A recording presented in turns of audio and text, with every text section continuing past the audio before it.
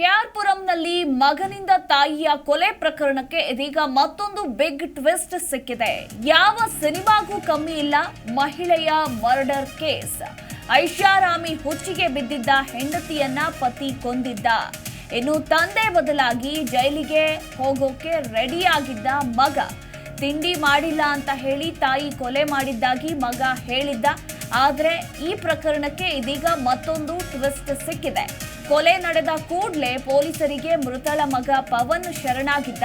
ಆದರೆ ತನಿಖೆ ವೇಳೆ ನೇತ್ರಾಳ ಗಂಡ, ಕೊಲೆಯಾಗಿರುವ ದುರ್ದೈವಿಯ ಹೆಸರು, ಪತ್ನಿಯ ಹೆಸರು ನೇತ್ರ. ನೇತ್ರಾಳ ಗಂಡ ಹಾಗೆ ಮಗನಿಂದಲೇ ಕೊಲೆಯಾಗಿರೋದು ಬೆಳಕಿಗೆ ಬಂದಿದೆ ಅಂತ ಹೇಳಲಾಗ್ತಾ ಇದೆ. ಎಫ್ಎಸ್ಎಲ್ ಪರಿಶೀಲನೆ ವೇಳೆ ಮಹಿಳೆ ಪತಿಯ ಕೈವಾಡವೂ ಕೂಡ ಬೆಳಕಿಗೆ ಬಂದಿದೆ. ಇದರಲ್ಲಿ ನಮ್ಮ ತಂದೆದು ಯಾವುದೇ ತಪ್ಪಿಲ್ಲ, ನಾನೇ ಕೊಂದಿದ್ದು ನನ್ನ ತಾಯಿಯನ್ನ, ತಿಂಡಿ ಮಾಡಿಲ್ಲ ಅಂತ ಹೇಳಿ ನಾನು ಕೊಂದುಬಿಟ್ಟೆ ಅಂತ ಮಗ ಸ್ಟೇಟ್ಮೆಂಟ್ ಅನ್ನ ಕೊಟ್ಟಿರ್ತಾರೆ. ಆದರೆ ತನಿಖೆ ವೇಳೆ ಇದೀಗ ಮತ್ತೊಂದು ಸ್ಫೋಟಕ ಮಾಹಿತಿ ಬೆಳಕಿಗೆ ಬಂದಿದೆ.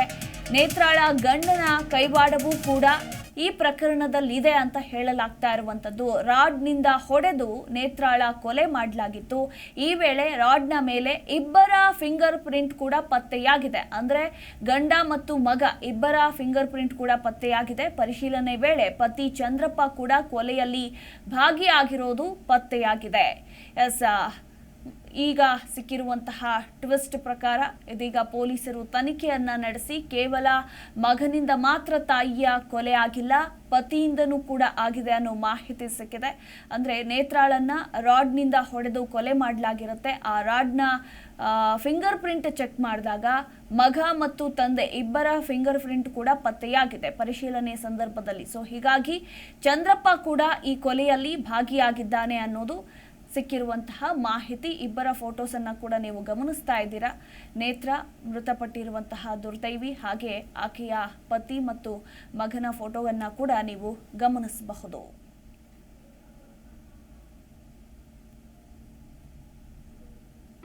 ಜಿ ಕನ್ನಡ ನ್ಯೂಸ್ ಈಗ ನಿಮ್ಮ ಮನೆಯಲ್ಲೇ ನೋಡಿ. ಎಲ್ಲ ಕೇಬಲ್ಗಳಲ್ಲಿ ಈಗ ಲಭ್ಯ.